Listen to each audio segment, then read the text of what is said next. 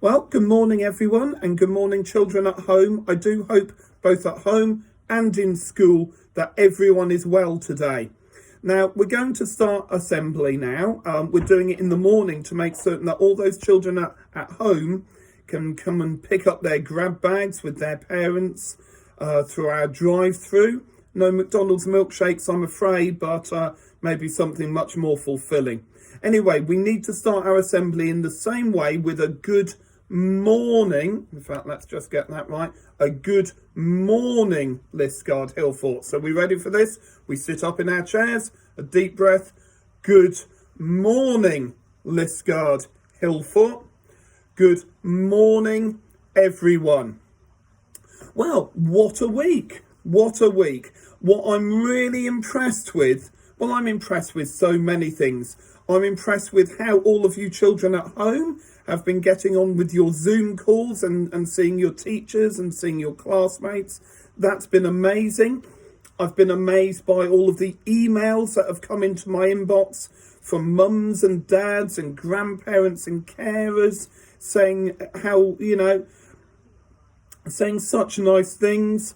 I'm amazed with how the children in school, how you guys, you're always polite, you're always respectful, you're always lovely, but you've just adapted to things and you've got on with things.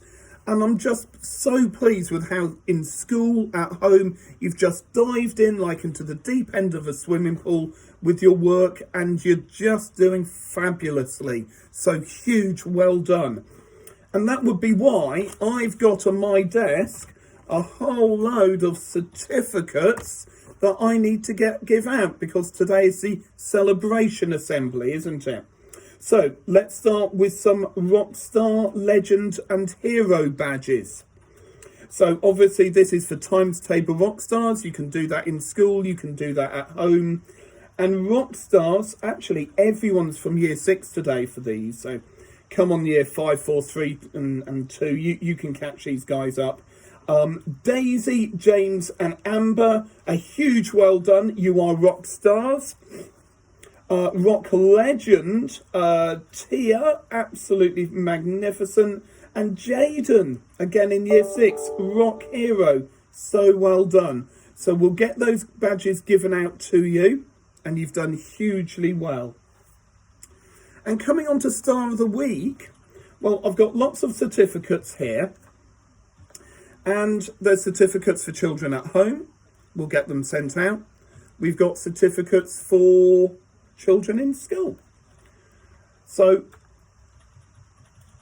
and anyone who knows me really well knows that sometimes me and paper don't mix. So this might end up being in a higgledy-piggledy order. But what I can say is that in the early years team, Milo and Crystal, Miss Hoffman's put your name forward. You have been absolutely incredible. Well done. In year 1 at home, Layla, you have been absolutely fantastic. And Jacob in school, you have matched that. So those are the stars of the week for year 1. We're really proud of you. Year 2, here we go. I've even got the certificates here. We'll give these a little bit of an anti-back and pass them on. So on Miss Wade, Holly, your fantastic home learning. Miss Wade is very proud of you. And from Mrs. Wood, we've got Jack for fantastic reading. And we have got another one from year 2 at home. And that's Daisy from Miss Wood's class. Daisy, I don't know whether you're going to get some more ice cream this weekend or not have to do, not have to clean your bedroom or whatever it is. But you're going to have some folks who are really pleased with you. Right, let's move through. I've got a couple of photocopies here. And these are from Mr. Larkham and Mrs. Best. So for Mrs. Best, for a positive attitude to learning and being a valued member of the class. Well, that's Isla, well done. And Annabelle, Miss Best, has thought that your learning at home, that's been great. and your attendance at the Zoom sessions. You've got to be in it to win it, yeah? So, well done to those two. Mr. Larkham has gone for Ziva, and that's for persevering, not giving up with the home learning, and for just plain consistency and hard working across the board. Well done, Sinead. Mr. Larkham's really proud of you. I'll put that to one side. Billy, Will and Hunter's at home, but for those three boys, you have done fantastically well. You are Year 4's nominations. Working my way through. Here's Mr. McGurr's and Miss Fox's certificates. Wow. For Brian, Miss Fox's class, an excellent attitude to home learning. Well done. Miss Fox has also gone for Alex. Again, an exceptional attitude to learning. Isn't it interesting how we're not giving certificates for being the best, but for trying hardest and working hardest? And for Maisie, and that's for engaging with the home learning with such conviction. That's Mr. McGurr's writing there. That's basically working hard at home. Well done, Year 5. And very nearly there, Year 6. We've got certificates here from Miss Morrison. So I've got Elsie for producing a great standard of work. Well done, Elsie. We've got Gracie May for excellent work with learning at home. Well done, Gracie May. And we've got young Danny for an excellent focus and a contribution to lessons, and that's in school. So, goodness me, I'm running out of breath. We have got some great children at home, some great children in school, and those are our role models, our stars of the week. And you know how important reading is, how much I love reading, the teachers love reading, and that's what we're going to do next, the last thing in our assembly today. So we're going again from the Storytime magazines, and they're great just in terms of dipping in 5-10 minutes worth of reading. And this is a King Arthur story. And I love the King Arthur stories because they're passed down over the generations, embellished, exaggerated, great fun reading. And many centuries ago, in the time of King Arthur, a young woman lived in a small hut in the wilderness, in the wild. Her husband died, so her only companion was her son. His name was Percival. He grew up as a simple shepherd who knew all about the ways of sheep and wolves. He would care for his flocks, herding them over the hills, and use wooden spears made of holly wood to fight the wolves that threatened his sheep. One day, as he was looking after his flock, he saw 3 knights in bright armour riding past on their mighty war horses with banners flapping on their long lances. He thought these mighty beings must be angels from heaven. He'd never seen knights before. Percival leaped into the path of the horses, which reared up in surprise. The knights were startled by the sudden appearance of a wild-looking young man dressed in homespun wool and wolfskins. "What manner of beings are you?" asked Percival. The leader of the knights replied, "We are knights, seeking to rescue 3 maidens, young women, who have been kidnapped by wicked robbers. Have you seen them?" Percival ignored the question and pointed at their great lances. And a great lance, it's about 3 or 4 meters long, like a really long wooden sword that you carry on the horse, which was so much more impressive than a simple spear. "Dear sirs," he said, "what are these?" The knights answered that they were lances, and asked again, "Have you seen the robbers?" Percival did not seem to hear, but pointed at the knights' horses, so much grander than his sheep. "And what do you call these?"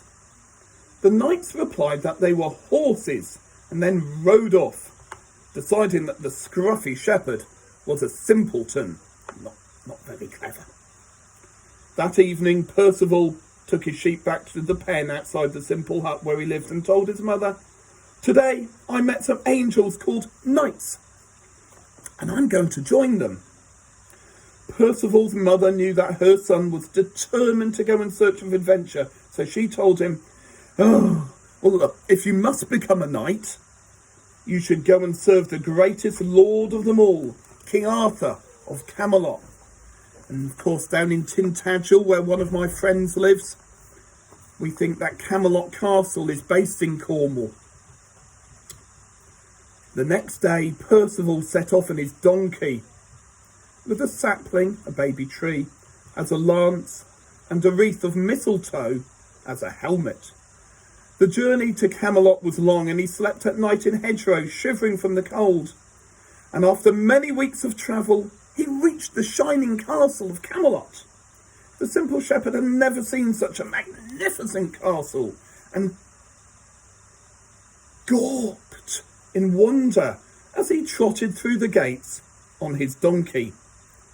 He found his way to Camelot's courtyard, which was filled with impressive knights in gleaming armour and ladies in flowing gowns. In the middle of the courtyard was King Arthur himself, an impressive man in armour with a golden crown on his head and his beautiful Queen Guinevere at his side.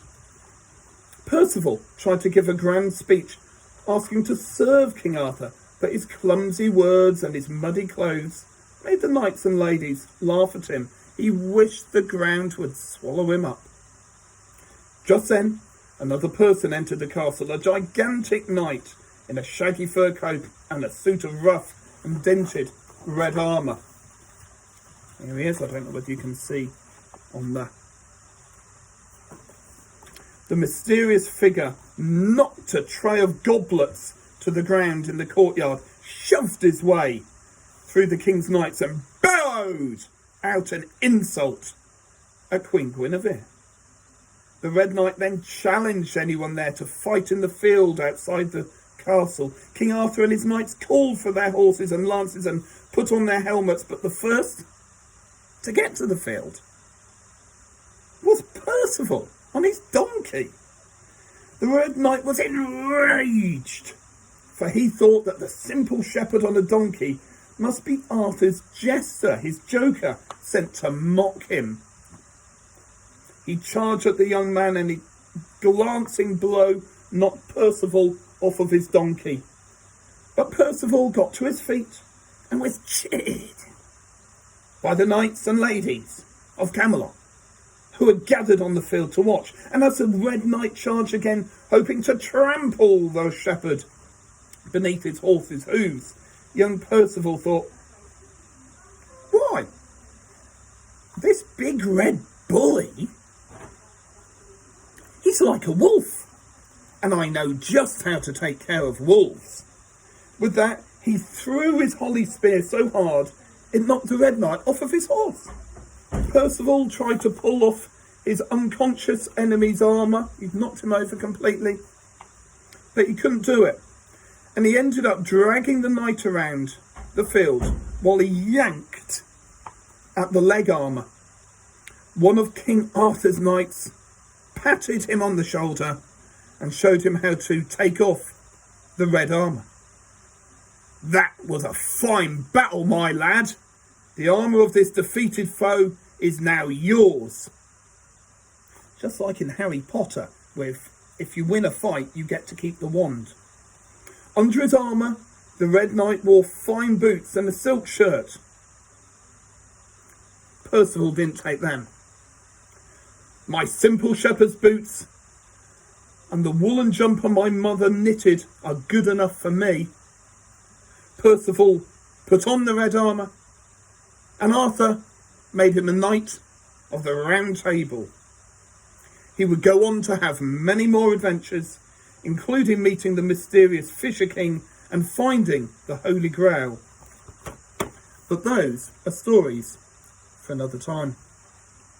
Right, well look, I can see that my clock on my phone here, where I'm recording this for all of the children at home, is up to 15 minutes.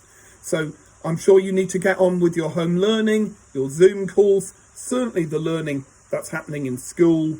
I hope that you have a lovely weekend, and I will see some of you in a few moments, a couple of hours for drive through. I'll see some of you around the school, all of you on the gate. Have a lovely weekend. Look after yourselves. Bye-bye, children.